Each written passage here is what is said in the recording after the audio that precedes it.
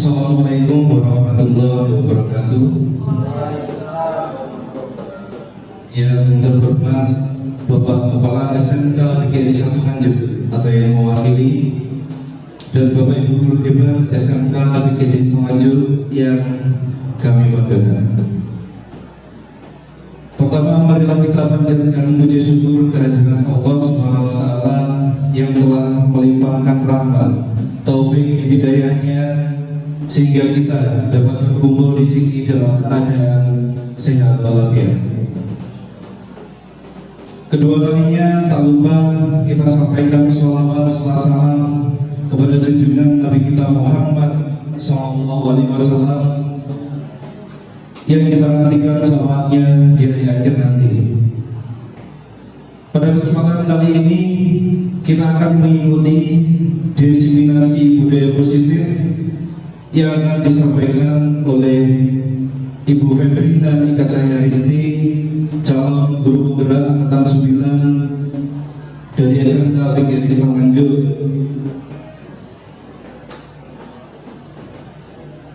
Dan untuk mengawali acara hari ini, mari kita buka dengan ucapan basmalah bersama-sama. Untuk berikutnya adalah sambutan dari Kepala Sekolah SMK PGRI 1 Nganjuk atau yang mewakili, dan kali ini akan diwakili oleh warga kesiswaan yang terhormat kepada Ibu Indrawati. Kami persilakan. Terima kasih Pak Feda. Assalamualaikum warahmatullahi wabarakatuh. Yang terhormat Bapak Kepala Sekolah yang saya hormati, Bapak Ibu calon guru penggerak, dan Bapak Ibu guru beserta staf karyawan SMK PGRI 1 Nganjuk. Puji syukur alhamdulillah, pada pagi hari ini kita diberi kesempatan kesehatan oleh Allah untuk melakukan aktivitas dengan keadaan sehat walafiat. Bapak Ibu guru hebat yang saya hormati, dalam hal ini Bapak Kepala Sekolah mohon maaf, Bu Febri tidak bisa hadir, tidak bisa membersamai kita semua karena ada rapat dinas yang tidak bisa ditinggalkan, sehingga beliau mewakilkan saya untuk mendampingi panjenengan. Bapak Ibu guru hebat yang luar biasa, pada pagi hari ini ada diseminasi dari budaya positif dari calon guru gerak, terutamanya adalah Bu Febrina Eka Cahyaristi. Dan budaya positif ini besar harapan nanti Bu Febri bisa menerapkan, bisa mentransfer ilmunya kepada Bapak Ibu guru semuanya, sehingga nanti Bapak Ibu guru yang belum bisa mengikuti CGP, minimal panjenengan semua nanti mendapatkan ilmu, bisa menerapkan budaya positif. Mohon maaf, ini sebenarnya budaya positif itu juga sudah ada pada Bapak Ibu guru semuanya. Intinya nanti sebagai pelengkap atau penambah bagaimana sempurnanya kita semua mendidik anak-anak bangsa mencapai tujuan pembelajarannya, yaitu sehingga anak-anak bisa menjadi anak-anak yang hebat sehingga tercapainya sudah well-being. Jadi mohon nanti diikuti dengan sesama, besar harapan ilmunya nanti bisa bermanfaat untuk panjenengan semua dan anak didik kita. Begitu dari saya, tidak banyak yang saya sampaikan. Semoga Bu Febri nanti bisa menjalankan presentasinya dengan baik. Nanti Bu Febri bisa menyampaikan ilmu-ilmunya, kiat-kiatnya, bagaimana membuat budaya positif, budaya negatif menjadi budaya positif. Bisa memposisikan diri kita ini adalah sebagai pendidik.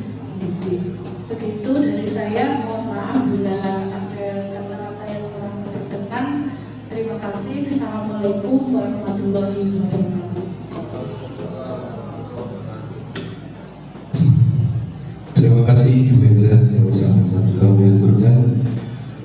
Untuk selanjutnya dalam penyampaian diskriminasi budaya positif kepada yang terhormat Ibu Fetrina Eka Jaya Risti, dipersilakan.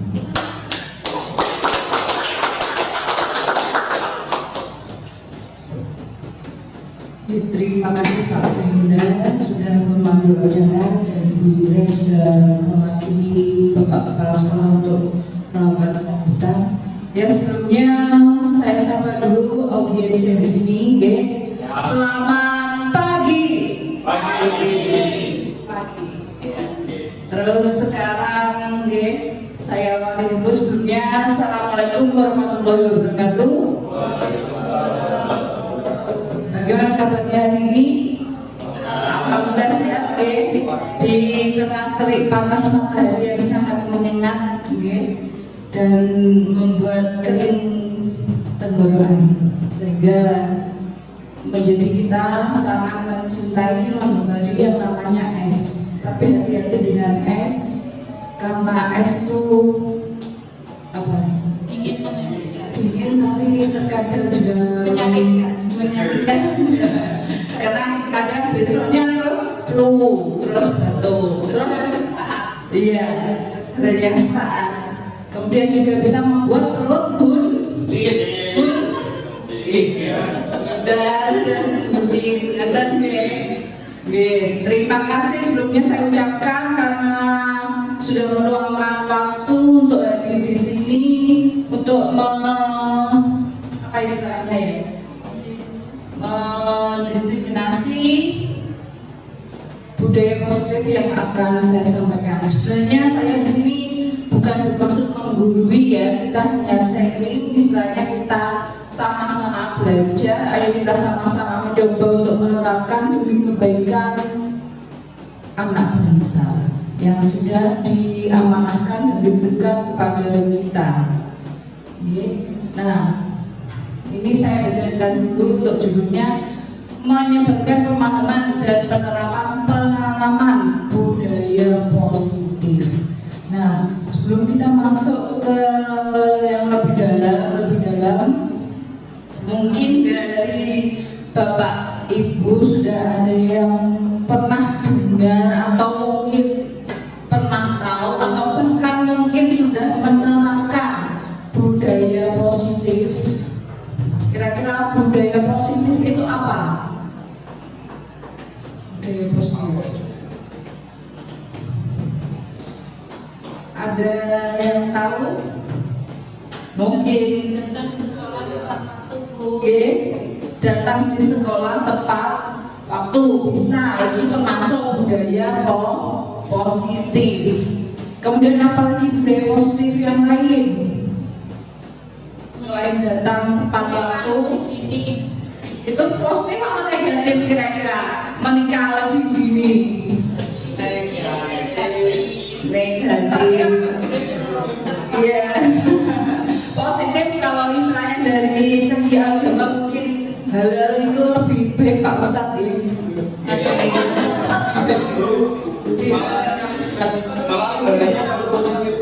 Oh gitu. Nah itu. Jadi budaya positif itu adalah kebiasaan yang memiliki nilai-nilai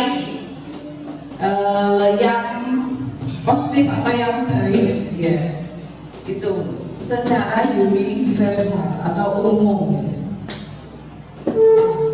Untuk konsep inti budaya positif sendiri ada 8. Yang pertama adalah perubahan paradigma belajar, kemudian disiplin positif, nilai-nilai kebajikan, kebutuhan dasar manusia, motivasi perilaku manusia, posisi kontrol guru, keyakinan kelas, dan yang terakhir adalah segitiga restitusi.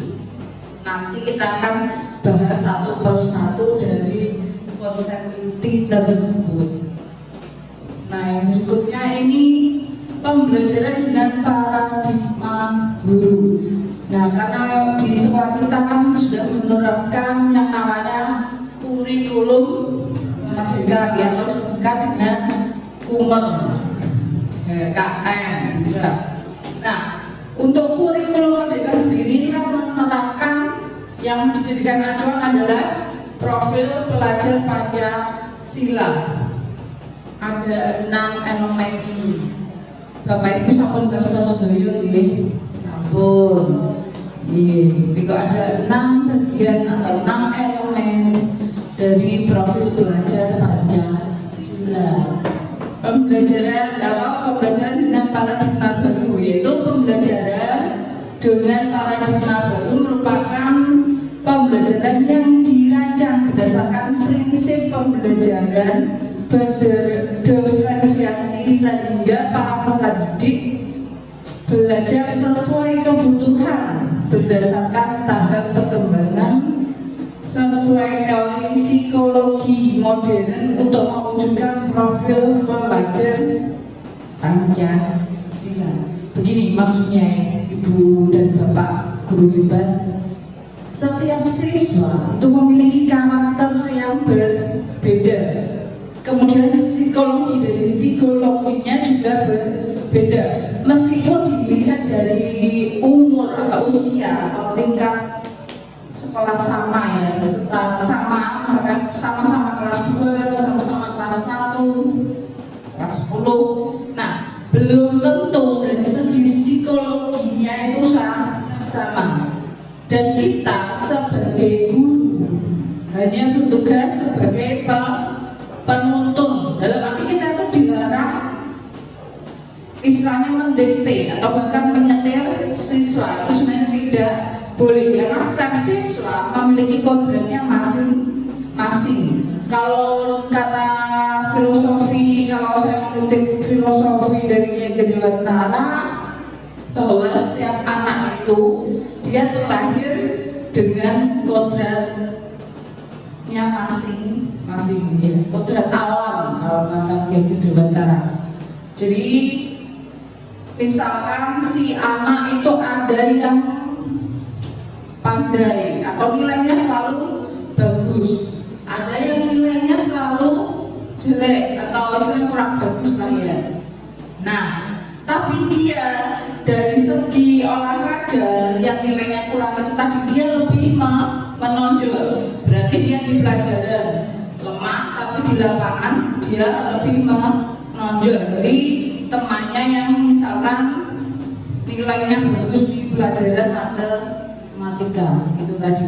Jadi memang istilahnya dia kodratnya atau keterampilannya memang berbeda.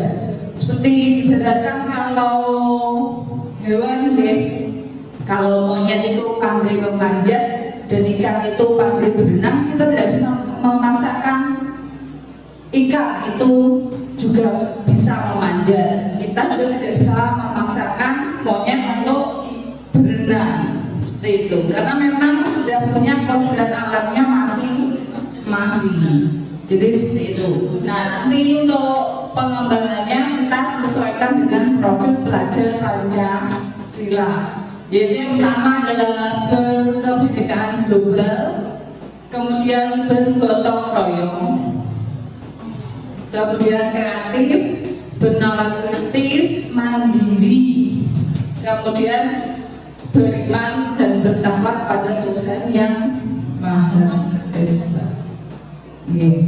Nah, yang berikutnya, nah ini miskonsepsi tentang teori kontrol. Ini adalah miskonsepsi, yaitu kesalahan konsep yang sering saya sendiri juga sering salah dalam memahami konsep-konsep ini. Jadi kita sebagai guru itu sering berilusi bahwa guru adalah pengontrol siswa. Jadi karena kita lebih dewasa, kita lebih tua dari siswa, jadi kita bisa mengontrol siswa. Itu salah Bapak Ibu guru sebenarnya. Saya sendiri juga sering seperti itu. Jadi kita sebenarnya tidak bisa mengontrol siswa. Kalau kita yang mengontrol siswa, berarti siswa tersebut misalkan akan tertib, akan patuh kalau misalkan ada hanya saat ada guru. Tapi pada saat tidak ada guru, dia akan kembali ke kebiasaan buruk mereka. Jadi itu sebenarnya kesalahan atau ilusi. Siswa mengontrol, kita bisa mengontrol siswa. Kemudian kesalahan ilusi yang kedua yaitu ilusi bahwa semua penguatan positif, efektif, dan bermanfaat. Ini maksudnya penguatan positif, misalkan kita memberikan sebuah hadiah. Nah itu sebenarnya juga keliru. Kan kita beranggapan kalau dia itu bisa memberikan motivasi, tapi sebenarnya itu juga keliru. Nanti kalau tidak diberi hadiah, berarti dia tidak akan mau untuk melakukan itu. Kemudian yang ketiga, ilusi bahwa kritik dan membuat rasa bersalah mampu menguatkan karakter. Jadi kita sering mengkritik siswa si A, kamu kok selalu datang terlambat, jadi nyapo ae. Misalkan seperti itu. Besok jangan terlambat lagi. Itu kan kritik ya. Kemudian kenapa rambutmu kok di ada dalam tuh nih, biasanya kan seperti itu, anak-anak itu membuat model potongan rambut yang ada apanya itu, apa Pak Oli itu, dalam tuh itu apa? Galengan. Nah, itu kan biasanya seperti itu kritik ya, itu mengkritik, tapi kita berharap kan dengan demikian dia akan mau mengubah gaya rambutnya, tapi ternyata kan tidak. Yang berikutnya adalah ilusi bahwa orang dewasa berhak untuk memaksa. Nah itu juga keliru. Meskipun kita sudah dewasa, dari siswa yang katanya dewasa itu sudah banyak makan asam dan garam, tapi belum tentu istilahnya posisi atau keadaan kita itu sama dengan yang dialami siswa saat ini. Misalkan ada siswa yang datang terlambat. Terlambatnya kenapa? Terlambatnya karena mungkin ada itu satu siswa kita katanya kalau pagi motornya gantian dengan kakaknya. Kakaknya jualan ayam ketaki, dan kalau pagi itu kakaknya harus belanja ayam dulu ke pasar. Dan pas hari itu kakaknya pulang atau kembali ke rumahnya kesiangan, akhirnya dia juga berangkat sekolah kesiangan. Nanti kalau kakaknya tidak ke pasar, maka hari itu tidak akan bisa jualan. Itu contoh-contohnya. Nah ini ya miskonsepsi atau istilahnya kesalahan konsep tentang teori kontrol kita sebagai guru. Yang berikutnya adalah mengubah paradigma stimulus respon ke pendekatan teori kontrol. Kalau dulu kan kita lebih menstimulus mengharapkan respon demikian, respon A, respon B. Misalkan yang pertama adalah realitas kebutuhan kita sama, maksudnya kita memposisikan siswa sebagai kita, berarti sama. Padahal yang sebenarnya adalah kebutuhannya ini antara kita dengan siswa itu berbeda keadaannya. Itu dari kontrolnya berarti realitas kebutuhan kita. Kemudian yang kedua, semua orang melihat hal yang sama. Teori kontrolnya setiap orang memiliki gambaran berbeda. Jadi perspektif atau pandangan siswa dan pandangan kita itu belum tentu sama.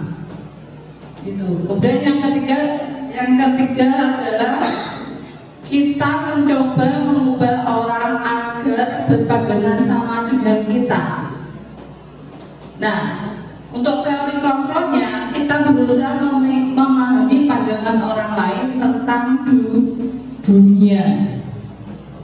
Yang keempat, perilaku buruk dilihat sebagai suatu kesalahan.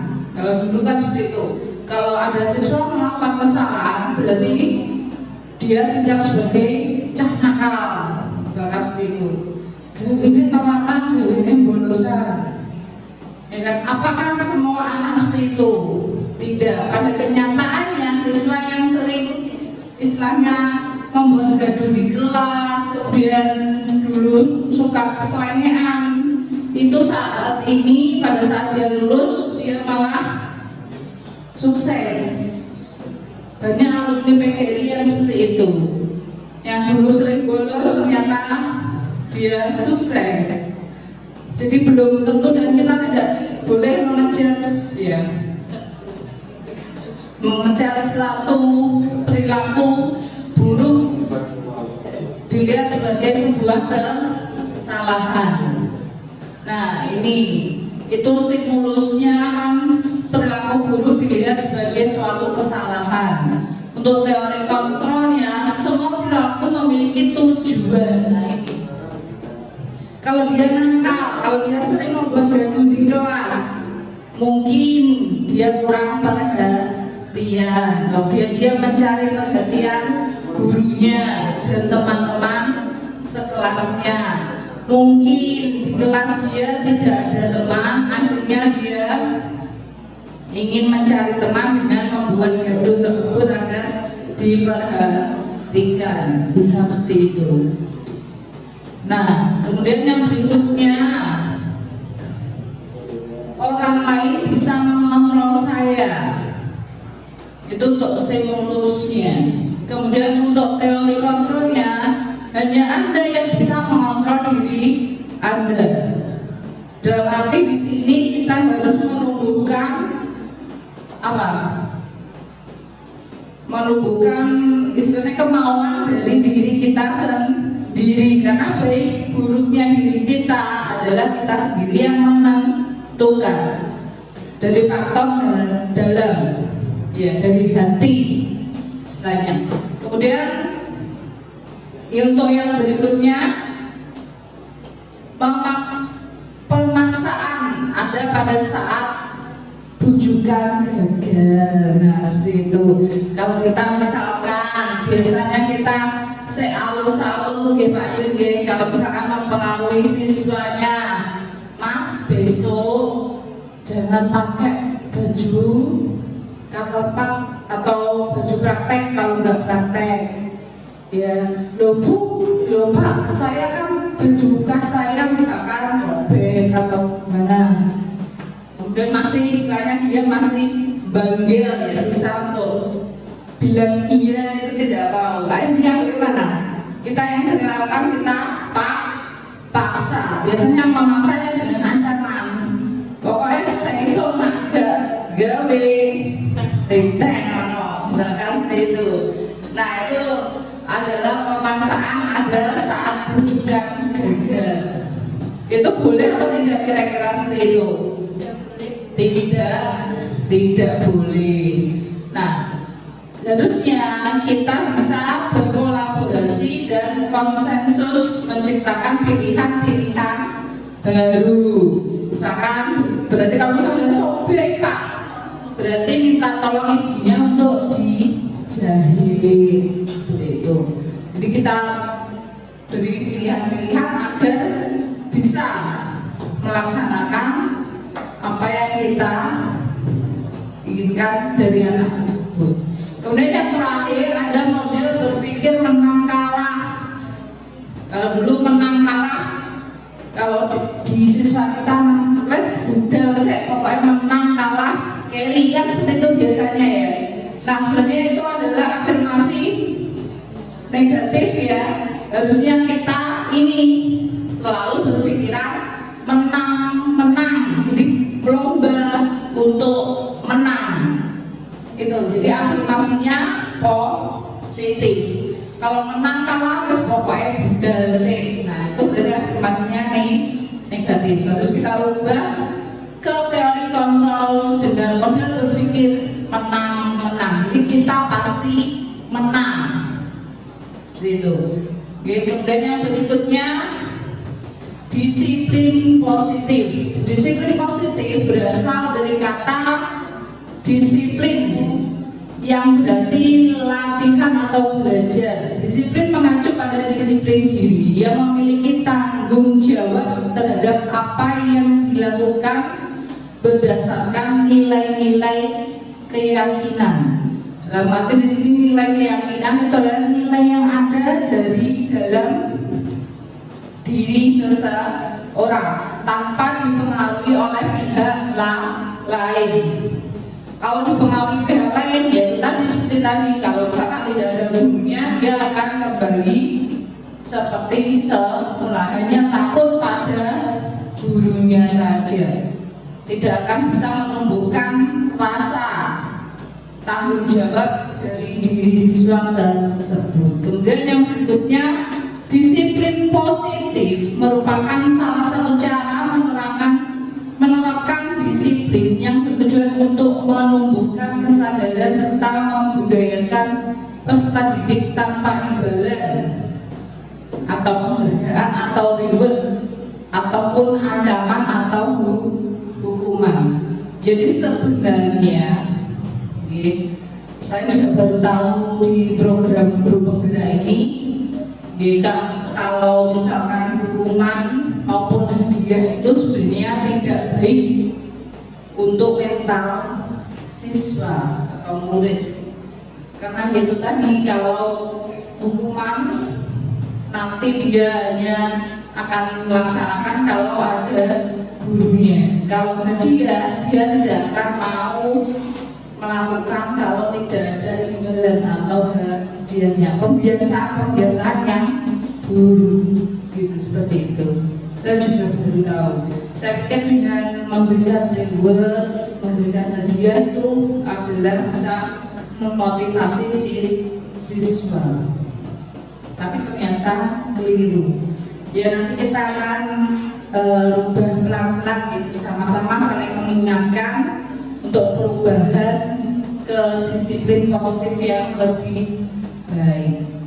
Kemudian ini kesimpulannya dari itu tadi, disiplin positif sebagai pendidik, tujuan kita adalah menciptakan peserta didik yang memiliki disiplin diri sehingga mereka berperilaku mengacu pada nilai-nilai kebajikan universal dan memiliki motivasi internal dalam perubahan perilaku ke arah yang lebih baik. Seperti itu. Nah, yang berikutnya nilai-nilai kebajikan. Nilai-nilai yang disepakati bersama lepas dari suku, bangsa, agama, bahasa maupun latar belakangnya. Contoh nilai kebajikan institusi atau organisasi ini, organisasi yang ada di dunia ini. Pertama, di Indonesia sendiri itu menerapkan profil pelajar Pancasila, yaitu beriman dan bertakwa kepada Tuhan Yang Maha Esa, berakhlak mulia, berbineka global, gotong royong, mandiri, kreatif, dan bernalar kritis. Kemudian Ibu ini dari Ibu juga ada untuk nilai kebajikannya ada toleransi, rasa hormat, integritas, mandiri, menghargai, antusias, dan empati. Kemudian keterampilan hidup atau life skill. Maaf kalau saya salah beneran bahasa Indonesia di bahasa Inggris kan. Nah, dapat dipercaya, tulus hati, pendengar yang aktif, tidak merendahkan orang lain, dan memberikan yang terbaik dari diri. Nah, ini ada kebutuhan dasar manusia. Jadi setiap manusia pasti memiliki kebutuhan dasar. Dia nggak membutuhkan. Ya. Nah, jadi kebutuhan dasar manusia adalah segala sesuatu yang kita lakukan untuk mendapatkan apa yang kita inginkan. Seluruh tindakan yang kita lakukan memiliki tujuan tertentu. dan semua usaha terbaik yang kita lakukan adalah dalam rangka agar kebutuhan dasar kita terpenuhi dengan baik. Nah, itu kebutuhan dasar manusia. Sebenarnya ada 5, kita kelompokkan jadi 5 ya, lebih fokus lagi. Ada 5 kebutuhan dasar manusia. Yang pertama adalah kebutuhan bertahan hidup. Untuk bertahan hidup kita perlu apa? Pak Mira ini biasanya untuk uang untuk apa Pak Mira? Untuk makan, ya berarti kebutuhan kita. Maka manusia adalah yang pertama makan. Makan untuk hidup atau hidup untuk makan? Makan untuk hidup, betul sekali. Jangan hidup untuk makan. Aliran ya. Oh sekarang baru berproses. Ya, monggo sekali di yang oh di sudah sabun. Kemudian untuk yang bertahan hidup berikutnya adalah pakaian, tempat tinggal, keamanan dan kesehatan. Kesehatan itu juga sangat penting untuk bertahan hidup. Oke. Kemudian yang kedua adalah kasih sayang dan rasa diterima. Nah ini juga sangat penting. Anak-anak kita, anak didik kita, murid kita itu juga sangat membutuhkan kasih sayang dan rasa diterima. Mungkin di rumahnya Nyon Sewu, biasanya saya kalau home visit ke siswa itu kebanyakan adalah siswa-siswa dengan keadaan broken home atau istilahnya kurang harmonis di keluarga ya.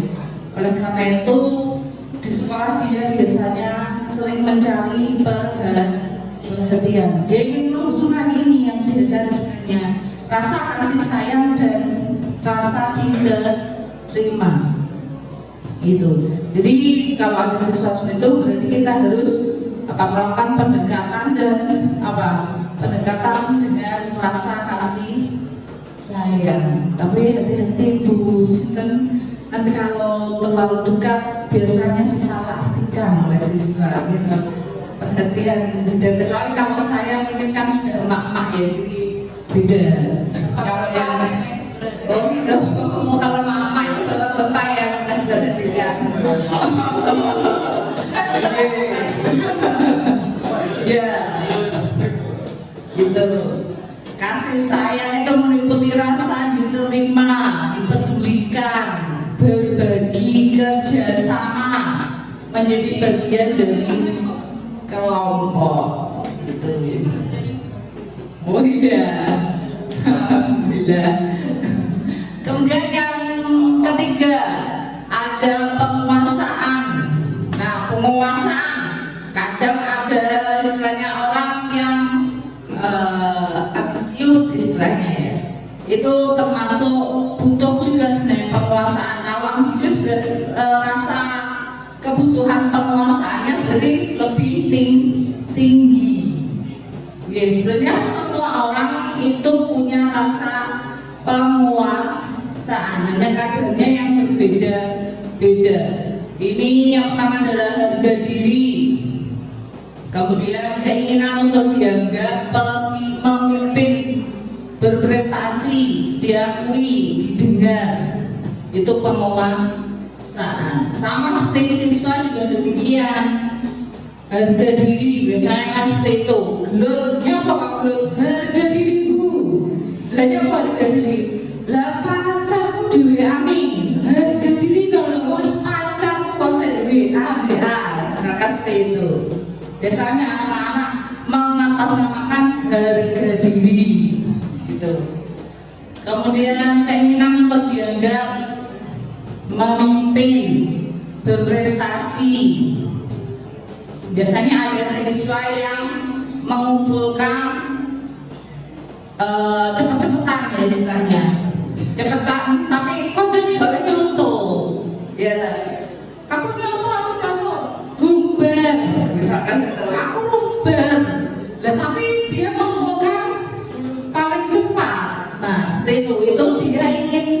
begini, penguasaannya dia pengen diakui kalau dia itu berprestasi.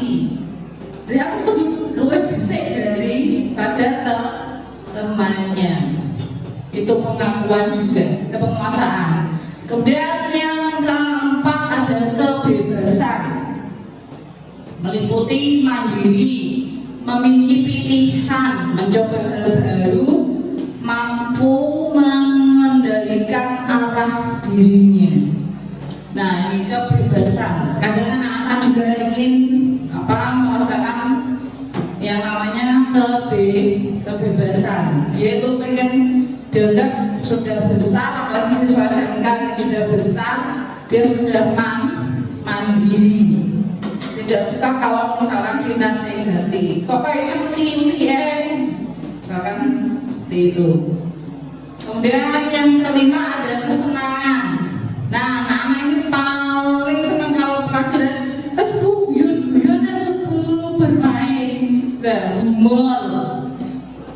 Kemudian antusiasme, tertawa, itu biasanya kita selingi pada saat jam pelajaran kita, agar anak-anak tidak jenuh dan tidak bosan seperti itu.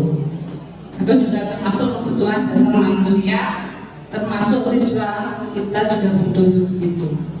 Dan yang berikutnya, motivasi perilaku manusia.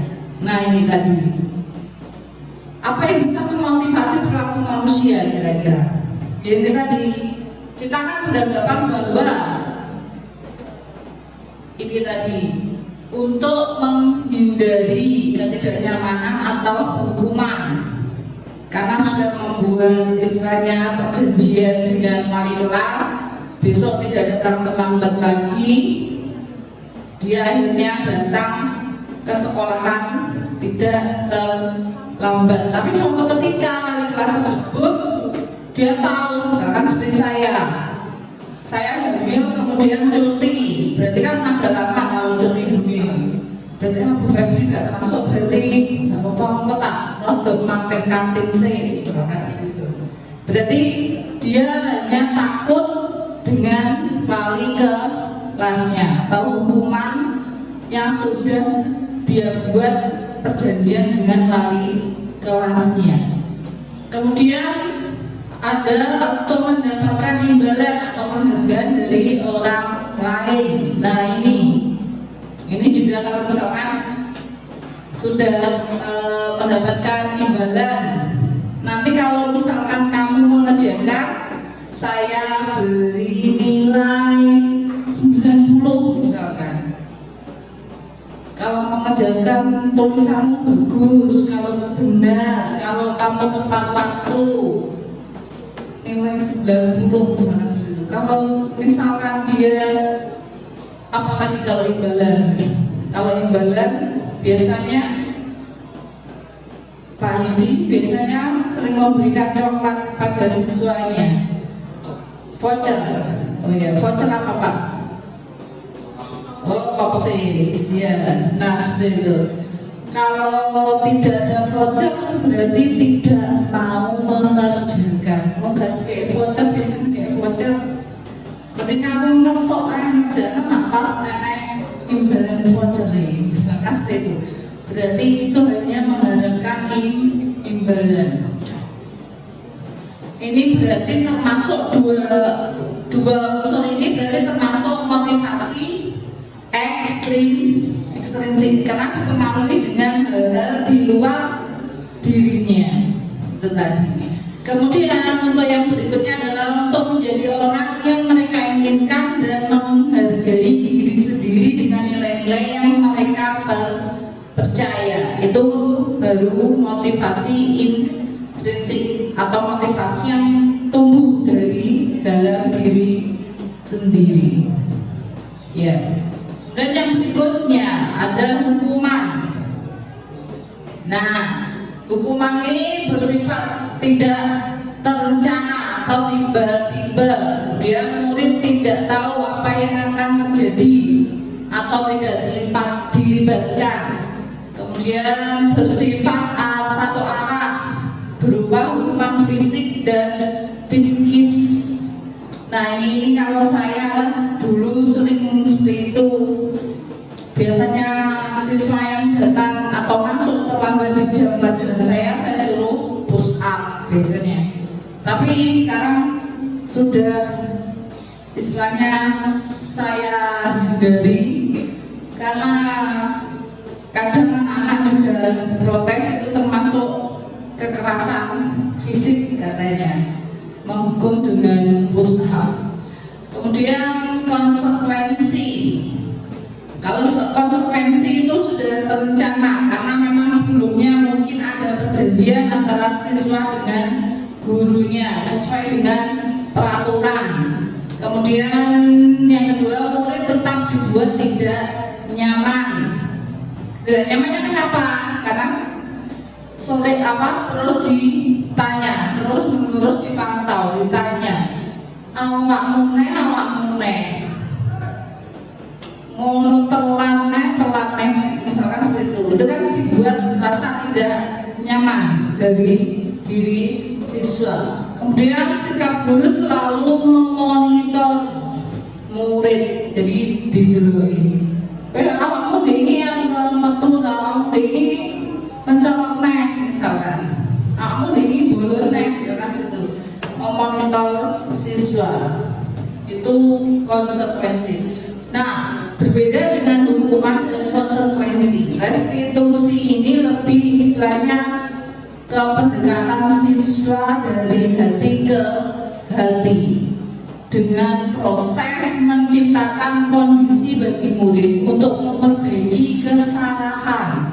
Kemudian proses kolaboratif yang mengajarkan murid untuk mencari solusi sendiri. Jadi kita bekerjasama dengan siswa, kemudian siswa dicoba untuk diminta kemudian mencari solusi untuk permasalahan yang dia hadapi. Nah, ini ada 5 posisi kontrol guru. Ada penghukum, dalam arti seperti saya tadi meminta push up anak-anak untuk push up jika anak-anak terlambat masuk ke jam pelajaran. Kemudian yang kedua adalah pembuat rasa bersalah. Itu tadi selalu mengingatkan dan menegur, berarti membuat rasa bersalah pada siswa. Kemudian teman biasanya kalau sudah akrab dengan siswa kan, ayolah please, tidak oleh koyok penuh ya, jangan seperti itu misalkan,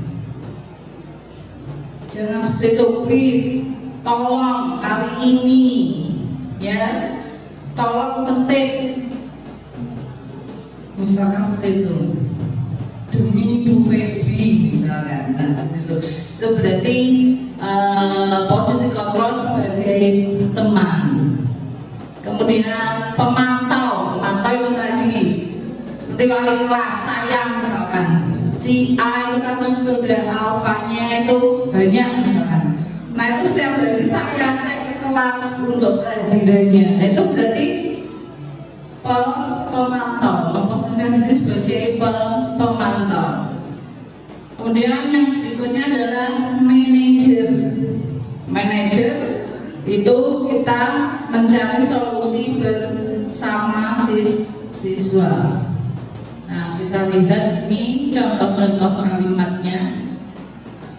Ini kasusnya, misalkan siswa datang terlambat ke sekolah.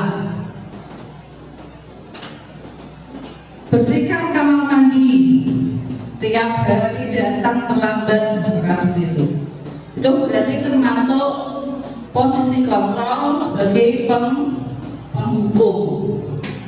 Kemudian misalkan berapa kali Bapak Ibu harus memberitahu, kamu selalu saja mengecewakan Bapak Ibu misalkan. Itu posisi kontrol sebagai pembuat rasa bersalah, karena ada kata-kata selalu mengecewakan Bapak Ibu. Itu dia istilahnya gurunya ingin membuat rasa bersalah pada siswa. Kemudian yang berikutnya, ayo dong ikuti aturan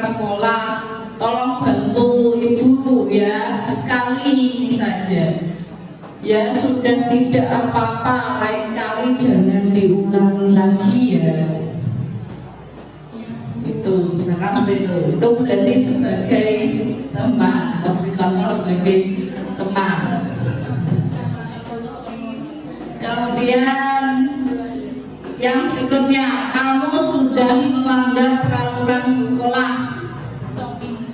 Kamu tahu konsekuensinya. Setelah ini kamu membersihkan kamar mandi dan jangan diulangi lagi. Nah, ini posisi kontrol sebagai pemantau. Yang berikutnya, apakah kamu tahu kesalahanmu? Misalkan seperti itu. Tahu Bu, misalkan dia menjawab, berarti dia sadar atas apa yang dia lakukan atau yang dia lakukan adalah sebuah kesalahan. Kira-kira bagaimana kamu memperbaiki kesalahanmu? Nah, itu kan dari dirinya sendiri. Itu berarti posisi kontrol sebagai manajer. Nah, yang berikutnya ini, posisi kontrol apakah aku? Ya, kita coba meraba-raba nih. Posisi kontrol apa? Nah, saya kecewa sekali dengan kamu. Kira-kira itu posisi kontrol apa? Apa? Membuat rasa bersalah. Untuk bapak-bapak? Sama. Membuat rasa bersalah. Ya, kalau membuat rasa bersalah. Yang berikutnya, posisi kontrol apakah aku? Kamu tidak pernah benar melakukannya. Kamu tidak pernah benar melakukannya. Apa? Kira-kira Pak Robi menghukum, Bu Selvi rasa bersalah, Pak Yudi pemantau. Ada 3 jawaban nih ya. Kamu tidak pernah benar melakukannya. 4 jawaban. Kira teman. Tapi kalau teman sebenarnya bukan ya. Kalau teman kan ya friend, sudah dekat. Ini merasa bersalah atau apa Pak Robi? Menghukum. Pak Yudi memantau. Kita lihat jawabannya. Ya, penghukum. Ya. Posisi kontrol apakah aku? Apa rencanamu untuk menyelesaikan masalah ini? Iya, manajer. Apakah benar jawabannya manajer? Iya, manajer. Yang berikutnya, posisi kontrol apakah aku? Ayolah, lakukan demi Bapak Ibu ya. Besti ya, besti. Ya, masih kontrol sebagai besti. Ya, betul sekali, sebagai besti atau teman. Dan posisi kontrol apakah aku? Kamu tidak akan pernah mendapatkan nilai jika tidak mengerjakan tugas.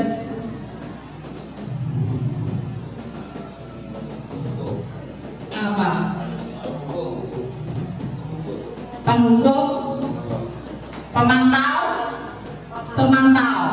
Ya, kita lihat jawabannya. Ya, pemantau. Betul sekali. Nah, keyakinan kelas.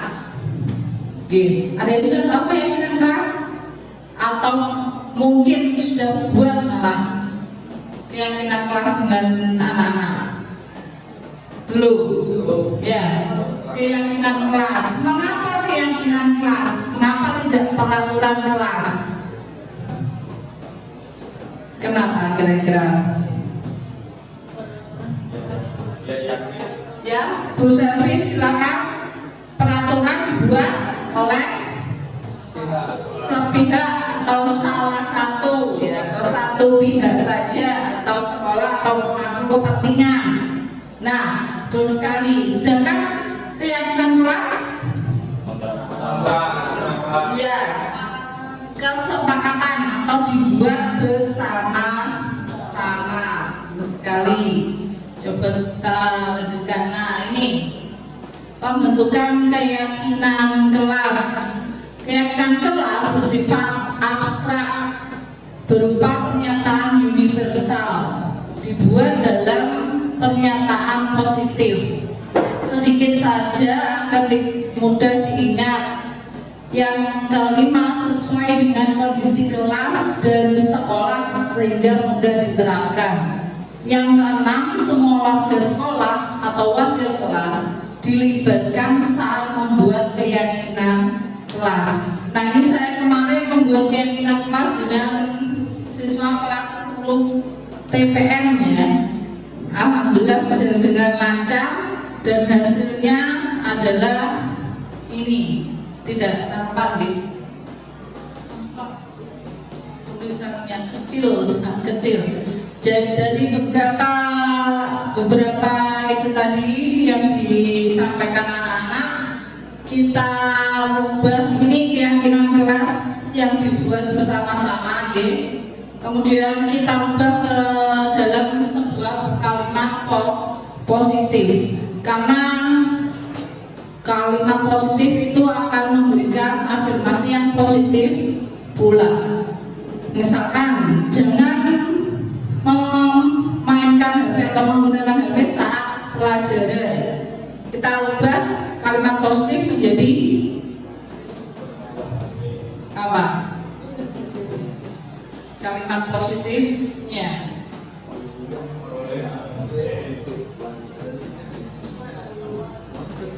menggunakan HP sesuai kebutuhan. Betul sekali.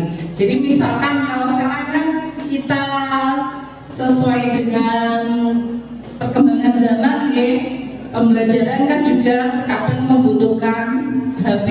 Jadi sesuai kebutuhan, menggunakan HP sesuai kebutuhan ya, mengubah kalimat menjadi positif.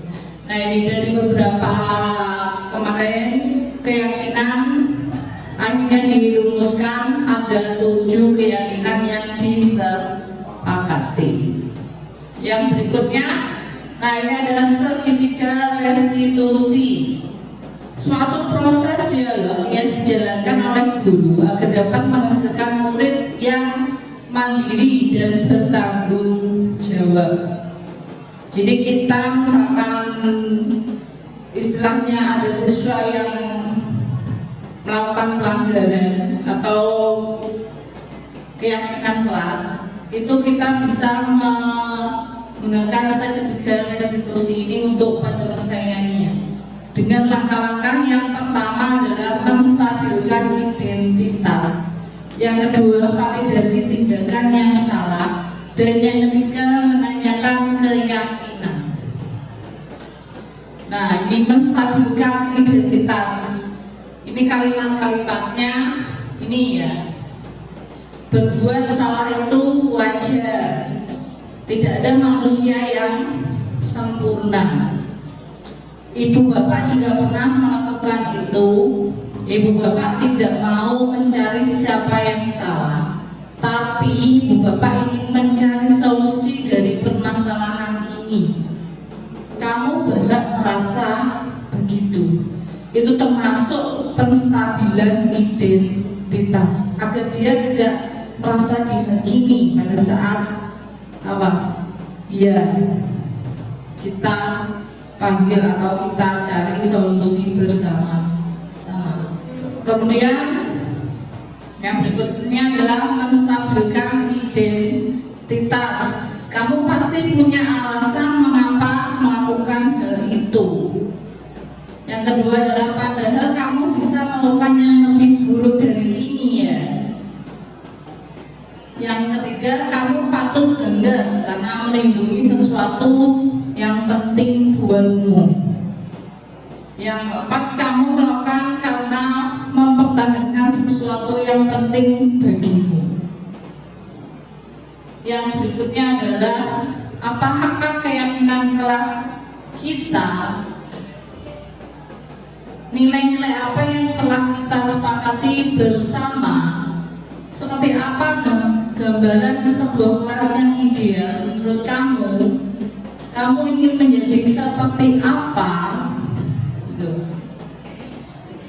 Nah, ini kemarin saya sempat melakukan penerapan segitiga restitusi dengan salah satu siswa yang karena pada saat pelajaran saya siswa tersebut makan di kelas karena dengan alasan dia belum sempat sarapan di rumah karena takut terlambat, sedangkan dia punya sakit emah. Jadi dia akhirnya karena takut terlambat dia membawa makanannya ke sekolahan dan memakan pada saat jam pelajaran saya.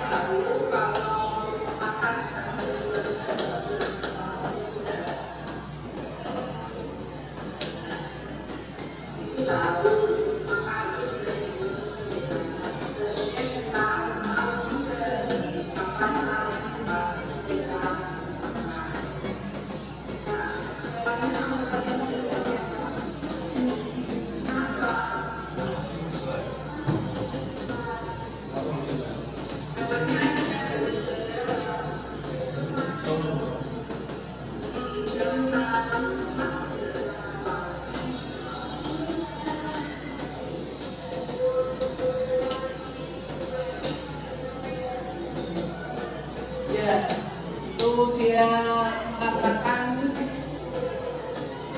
karena dia sebenarnya bangunnya pagi, tapi karena dia istilahnya lama dandan dan kemudian masih mengerjakan pekerjaan rumah, membantu ibunya mengerjakan pekerjaan rumah, akhirnya dia istilahnya melihat jam, ternyata sudah jam 7:10. Akhirnya dia buru-buru dan langsung membawa makanannya ke sekolah, sehingga dia makan itu. Tapi dia bersedia untuk berubah, istilahnya tidak mengulangi kesalahannya dan mengakui bahwa hal yang dilakukan adalah kesalahan karena tidak sesuai atau melanggar dari keyakinan kelas, yaitu keyakinan kelas menghargai orang lain.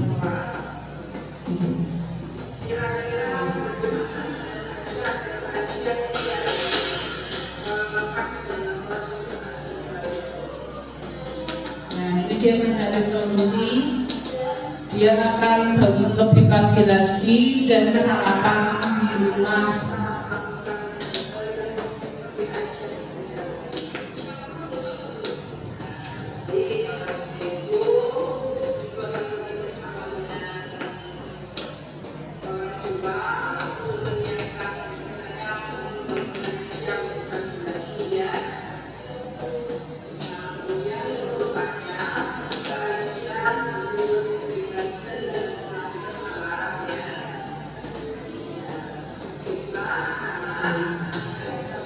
Dia berjanji tidak akan mengulangi kesalahan dan selesai tadi.